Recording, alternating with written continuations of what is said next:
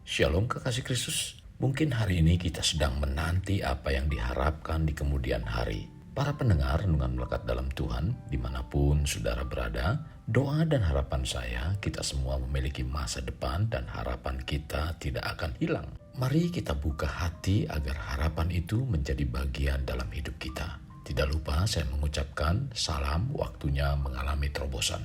Mari kita berdoa. Tuhan Yesus, terima kasih buat hari ini, di mana hati dan pikiran kami dapat diisi dengan kebenaran firman-Mu. Tuhan, berbicaralah melalui hamba-Mu lewat renungan yang hari ini disampaikan, agar firman yang disampaikan merupakan isi hati-Mu untuk kami, sehingga kami menjadi pribadi-pribadi yang menyukakan Engkau. Bahkan bukan hanya sekedar tahu akan janji-janji-Mu semata, melainkan kami mampu menantinya dalam harapan, sekalipun hal itu belum nampak secara nyata, tetapi kami tetap berharap kepadamu.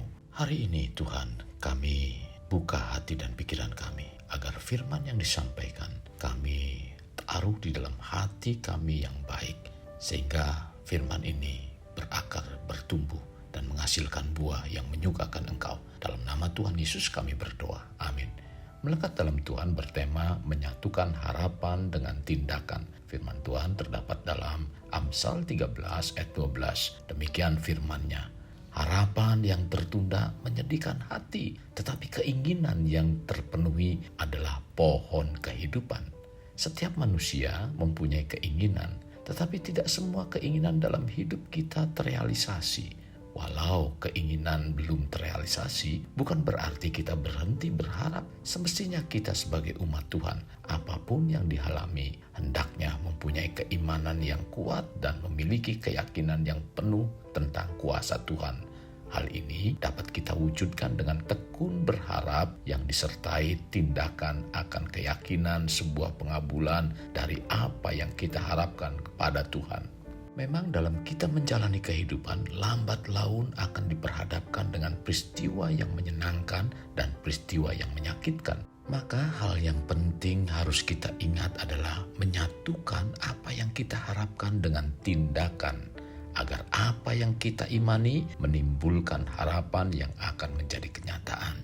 Kekasih Kristus, saat kita menaruh iman pada Tuhan, maka muncul pengharapan bahwa Tuhan akan memberikan pertolongan kepada siapa yang beriman kepadanya.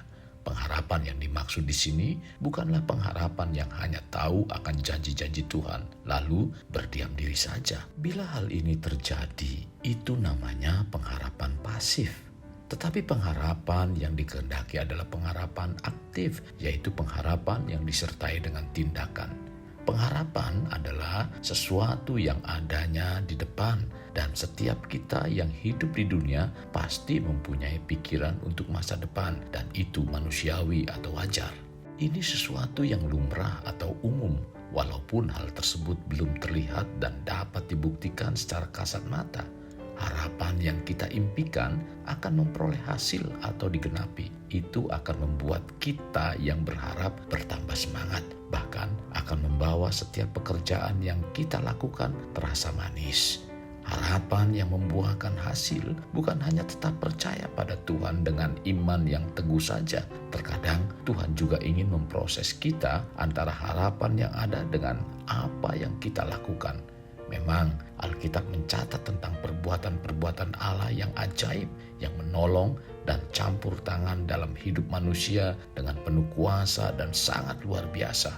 Tetapi pengharapan yang benar bukan hanya kita tahu tentang Allah saja seperti yang saya sebutkan tadi, melainkan bagaimana kita menyatukan apa yang kita ketahui tentang harapan kita dalam Tuhan dengan tindakan. Hal ini sebagaimana dilakukan oleh perempuan yang sakit pendarahan selama 12 tahun. Perempuan ini mendengar dari banyak orang tentang Yesus yang dapat menyembuhkan segala macam penyakit, bahkan dapat membangkitkan orang mati. Dengan berita yang disampaikan ke telinga perempuan yang sakit pendarahan selama 12 tahun, muncullah harapan dalam dirinya untuk menerima kesembuhan yang dideritanya selama 12 tahun.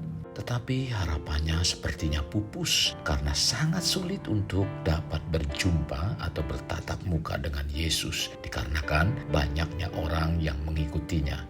Apalagi dirinya tidak mempunyai kekuatan secara fisik untuk mampu berdiri dikarenakan banyaknya darah yang ia keluarkan.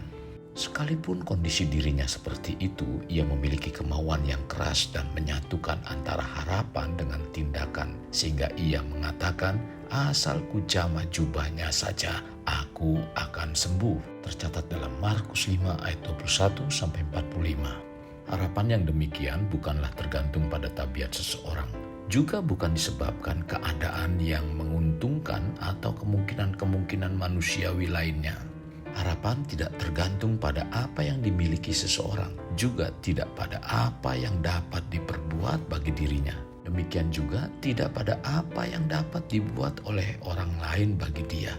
Tetapi harapan yang Tuhan kehendaki adalah yang dapat menyatukan dengan tindakan yang tidak meragukan apa yang dijanjikan Tuhan dan yang menempatkan Tuhan sebagai pribadi yang berdaulat. Kekasih, harapan secara alkitabiah tidak dapat terlepas dari iman kepada Tuhan. Berdasarkan apa yang telah Allah perbuat pada masa lampau dan berdasarkan apa yang telah Allah perbuat dan sedang perbuat melalui Kristus, maka kita sebagai orang Kristen, walaupun belum melihatnya, berani mengharapkan berkat-berkat pada masa datang. Harapan tidak seperti layang-layang yang tergantung kepada angin yang berubah-ubah, melainkan seperti sauh yang kuat bagi jiwa. Dalam Ibrani 6 ayat 19, pengharapan itu adalah sauh yang kuat dan aman bagi jiwa kita yang telah dilabuhkan sampai ke belakang tabir. Jadi pengharapan dalam Tuhan sangat berkaitan erat dengan iman. Dan iman sebagai orang Kristen pada hakikatnya adalah iman di dalam Allah yang membangkitkan Yesus dari antara orang mati. Tercatat dalam 1 Petrus 1 ayat 21. Karena Yesus yang kita percayai merupakan sumber pengharapan, di mana Yesus dapat mengisi hidup orang percaya dengan kesukaan dan sejahtera. Bahkan memampukan kita untuk memiliki harapan yang berlimpah-limpah karena Yesus sebagai juru selamat dan dasar pengharapan kita. Tercatat dalam 1 Timotius 1 ayat 1. Kekasih, pentingnya kita menyatukan harapan dengan tindakan agar semua yang dijanjikan Tuhan menjadi bagian dalam hidup kita.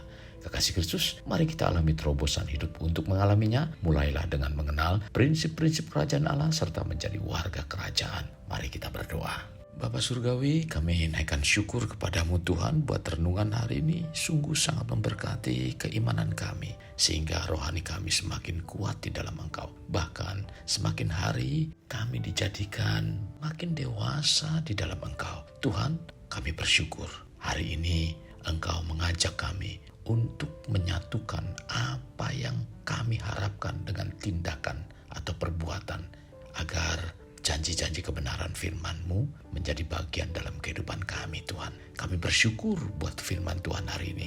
Ampuni kami, seringkali kami cuma hanya sekedar tahu tentang apa yang Tuhan berikan sebagai harapan dalam kehidupan kami. Dan tanpa diikuti dengan tindakan. Hari ini, ingatkan kami tentang kekeliruan yang kami lakukan agar tidak mudah menyerah seperti perempuan yang sakit pendarahan selama 12 tahun yang berusaha menggapai harapan dengan menyatukan tindakannya yang tidak pernah menyerah sekalipun sulit untuk mendapatkannya, tetapi pada akhirnya ia mendapatkan apa yang diharapkan itu. Tuhan, pimpin kami supaya kami mampu melakukan dan biarlah kami menyadari tentang hal ini. Terima kasih Tuhan buat kebenaran firman-Mu yang sungguh sangat memberkati kehidupan kami. Ini yang menjadi doa dan permohonan kami dalam nama Tuhan Yesus kami berdoa. Amin. Kasih Kristus, mari kita akhiri dengan mengendahkan kedua tangan kita. Terimalah anugerah berkat dari Allah Bapa, kasih sayang daripada Yesus Kristus dan persekutuan dengan Roh Kudus yang mencurahkan berkat secara rohani, berkat secara jasmani dan berkat secara ekonomi, di mana berkat Abraham, berkat Ishak, berkat Yakub dicurahkan dan dilimpahkan dari saat sekarang sampai Maranatha tiba dalam nama Tuhan Yesus. Amin. Sampai jumpa di renungan berikutnya. Tuhan Yesus memberkati. Jangan lupa like, share, dan subscribe.